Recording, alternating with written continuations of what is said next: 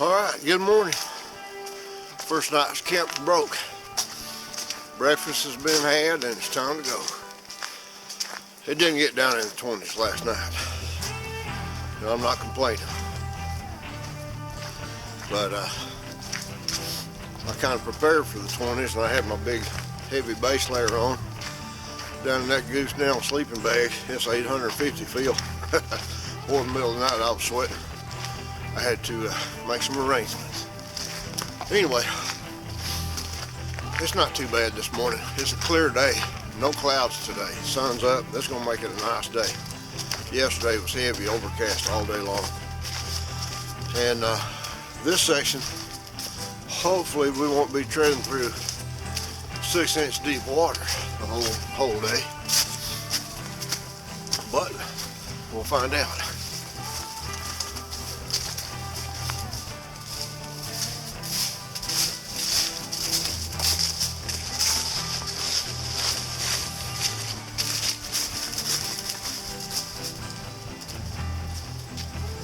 Oh man, made it to mile 70, so I've only been on the trail about a mile and a half. Trust me, with that sun shining, that pretty blue sky, I've got to start shedding some clothes, buddy. Well, there were warnings that the San Jacinto River was up and the bridge was washed out. And of course I had to hike on in here to it anyway. And there's not going to be any crossing this. The bank right here is steep enough. I stuck my trekking pole in the water right here and it was already almost up to the handle, so no telling what it is out there in the middle. Anyway, the trail picks up over there somewhere, but you're not going to get around this. The alternative is to hike back about 1.2 miles and to a road. When I get back to that road, then it's, I don't know, it's kind of hard to tell by the map. I didn't really sit there long enough to count it, but quite a few miles of road hiking, and then it's literally just bushwhacking to get back to the trailhead on the other side. So I added quite a few miles to the trip. I'm going to slow me down a lot, but might as well get started. That's just part of it. You just don't know what you're going to get into till you get out here.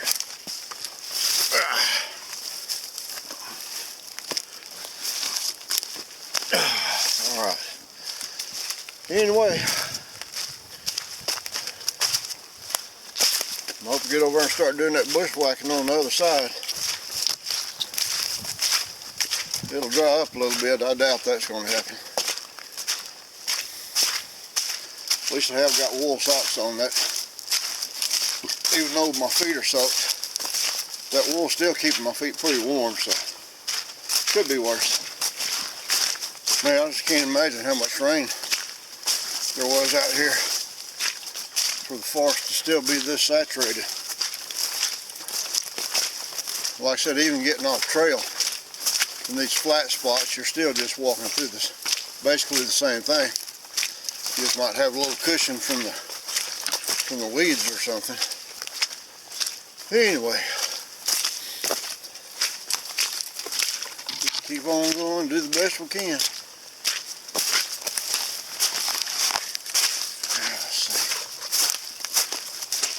What a mess.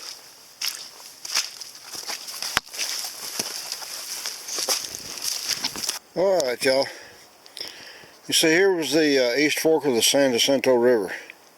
That's where I was at. You're not going to cross. So what I've done is I've backtracked 1.2 miles and I'm at Forest Road 2126. I'm going to hang a right here and I'm going to follow that back to Butch Archer Road.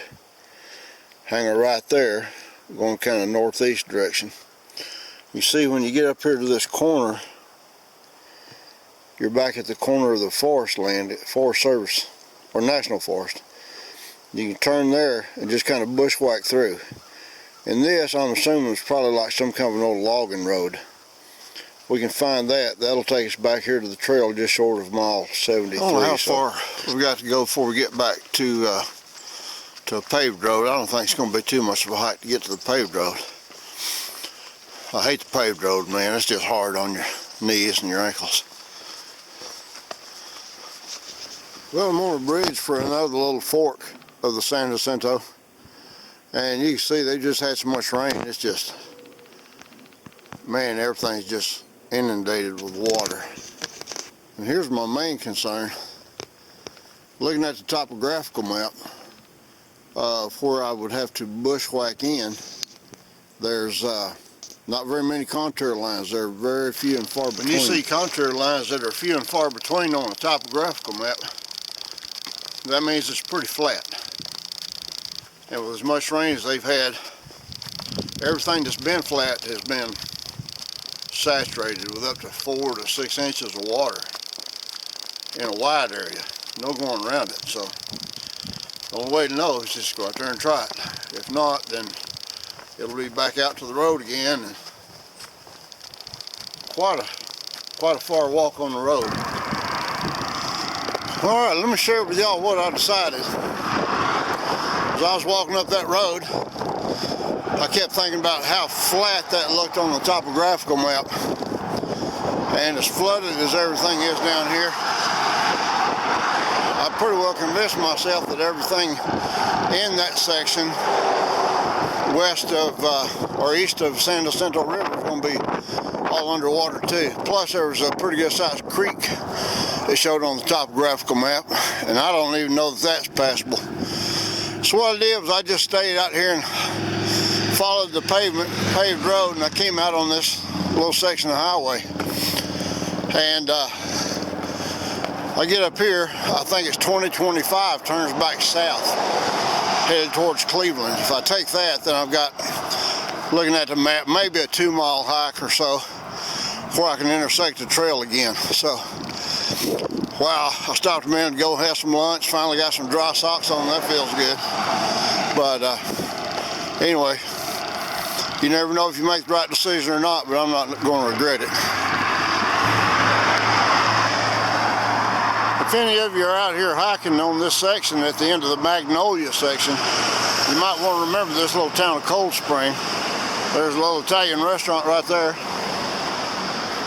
And farther down there's a Shell station with a convenience store in it, so all that might come in handy. You have to go off trail a little ways, but still, it's not bad. I had ramen and M&Ms for lunch. I wonder what they're having.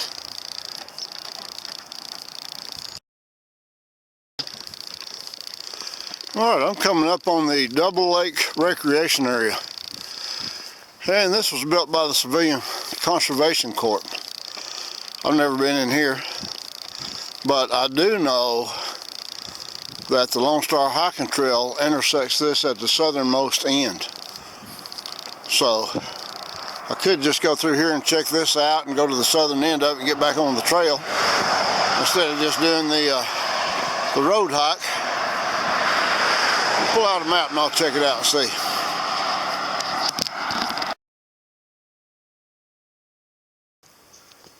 All right, what I did, y'all, at the entrance to the Double Lake Campground, I did go ahead and take that route. And I've hiked in down to here, and I'm at this little hook right here by the lake. Now, if I get a close in on it, well, I'm not going to without it losing focus. But anyway, right there where it says mile 75, it shows a small service road or forest road or something right there that connects back with the trail. So I think that's where I'm at.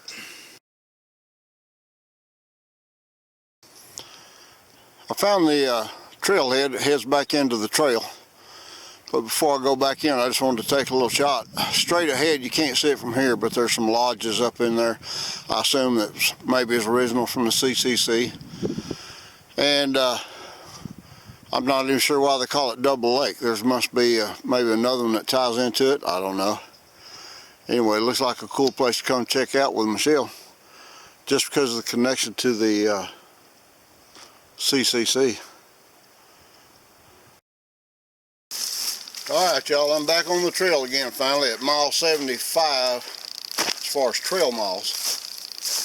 I haven't figured it up. I'll wait till I make camp tonight. I'll figure out what my detour actually was. I lost a lot of time and a lot of miles doing that detour. Anyway, I still think I made the right decision by looking at my topographical map, knowing how flooded the forest is. And all that road walking over right now got kind of bothered me a little bit. But you get in here a little ways farther, kind of ruined me for mileage for the day.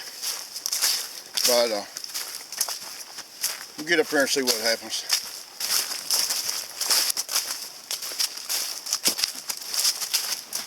Well, I know it won't last, but so far this little section doesn't look too swampy. Matter of fact, it looks pretty nice.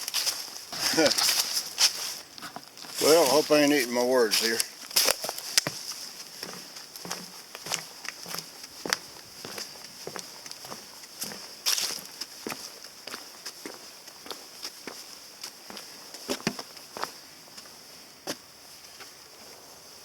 This won't be bad.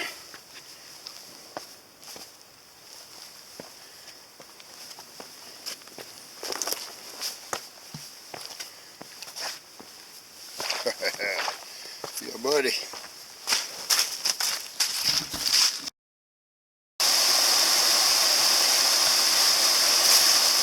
Well, this is the nicest section I've been on so far. As far as staying out of the water. And keep my fingers crossed. Probably going to call it an early day today too. Give my old feet a chance to dry out a little bit, kind of take care of them some, and get all my socks dry, get my shoes completely dried out, I hope. And tonight, it's supposed to be in the mid-30s, so that's not going to be too bad. So far, it's been a pretty nice section of trail. After all the water, I'm appreciating it. Alright, y'all. Shadows are starting to get a little bit long out here in the forest. And I have gone through a bunch more soggy stuff. You get up higher, you kind of get away from it. You get down low next to the old creeks and stuff. And you get back into it. So I'm scouting right now for a good spot to set up camp. Did an early afternoon, not real early, but still early enough that kind of relaxed a little bit. Anyway, we'll keep looking and see what I can find. Alright, doggone, I think we might have found something. Back here behind that magnolia, a little bend in the creek. Little spot there, looks like it might be dry. And it's right on the creek too, so. Oh yeah, I think we got home for the night. Oh yeah, let's have to do a little cleaning and scraping. Give me a spot cleaned out right here, just deadfall. And then look right here, fresh water in the morning. Oh yeah, this is nice. Oh man, we got a little bit of an early camp, not real early, but a little bit early, but early enough I'm gonna have a good meal tonight.